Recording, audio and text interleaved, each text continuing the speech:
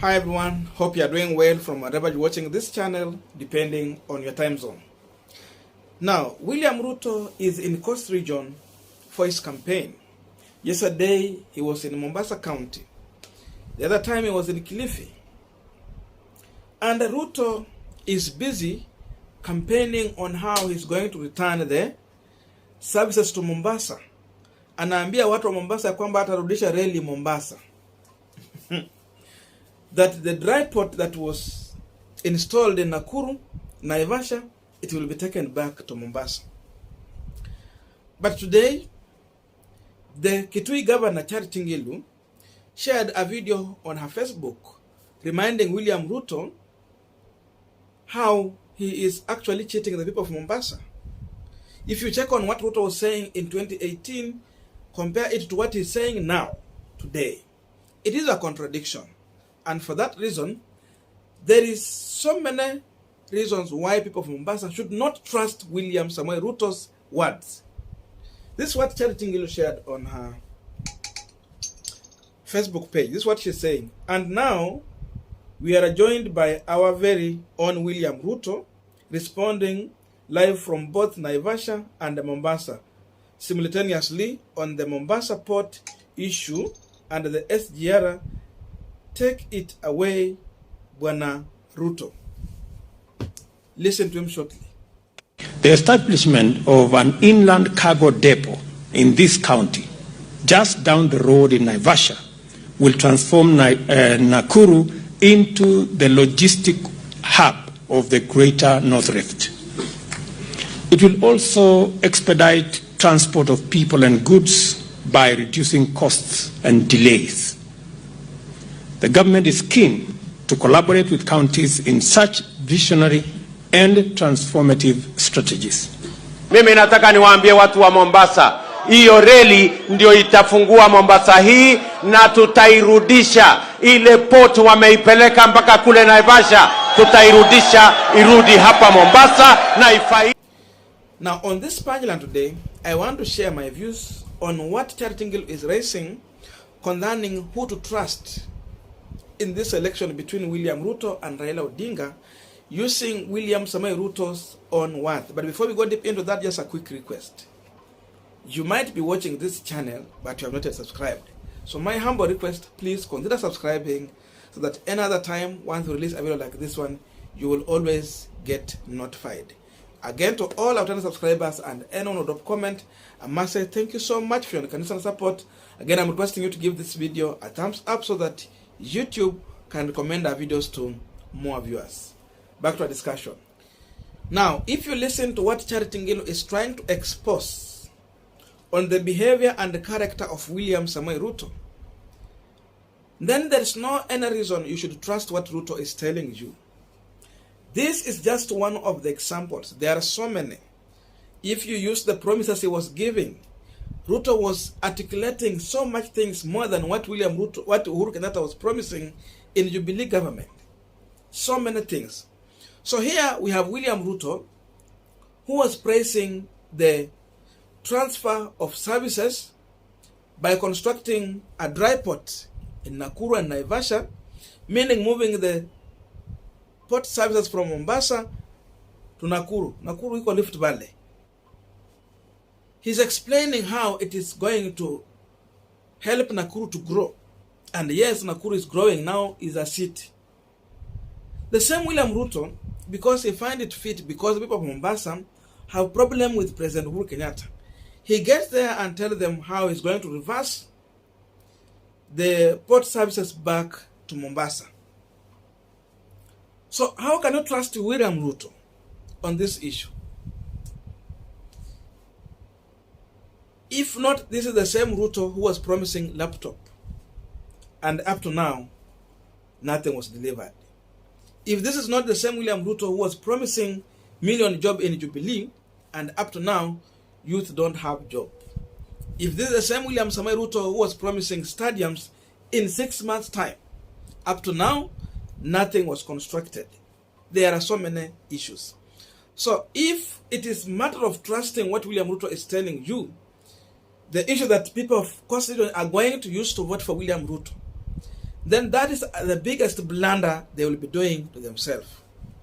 Let them vote for William Ruto on other issues, but not on the issue of promising to return the port services back to Mombasa County or Coast Region at large. That is a fat lie. Because if this port was coming to Nakuru, which is in Rift Valley, who are the beneficiaries here? I think these are the people of Rift Valley. So how will he bring what is benefiting his own community in Rift Valley back to Mombasa?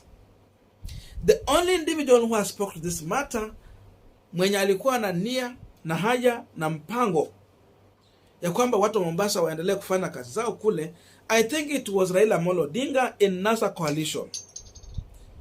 Governor Joe alipigwa vita during that time when he was complaining, when Ruto was articulating on how SGR has reduced the cost of transport delays. Governor Joe was crying in Mombasa how people of Mombasa have been denied job opportunities. So today, Ruto has come here, is promising heaven.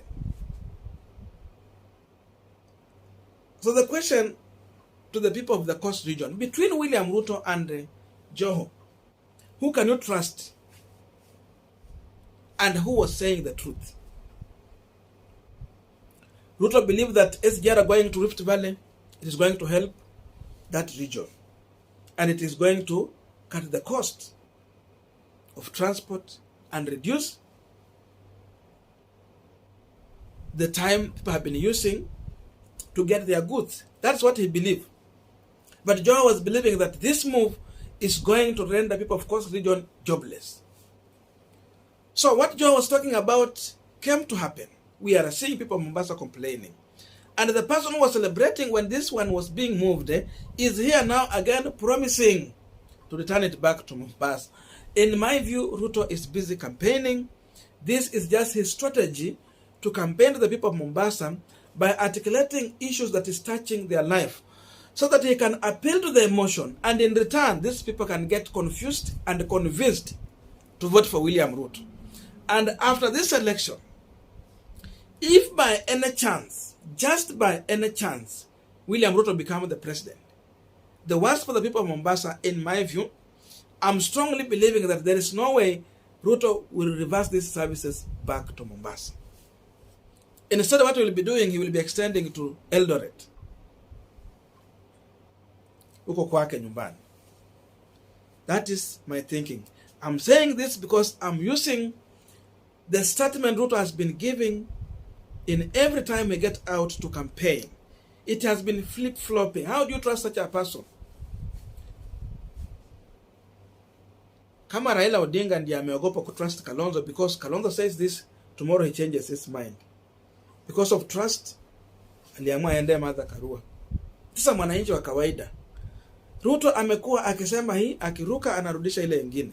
The other time he was in Nairobi telling President Uhuru Kenyatta, I ask for forgiveness if I injured you in one way or another on line of duty. He asked forgiveness from Kenyans and other politicians if he has crossed their line. But in a blink of an eye, as he fly back to Mombasa, he turned into his real face, abusive, and a lot of deceit is what it was coming from William Ruto's mouth. So how do you trust such a person? It becomes hard to trust William Samoei Ruto. Ruto is good on messaging. Ruto is the best when it comes to lip service. He can deliver it 99.9%.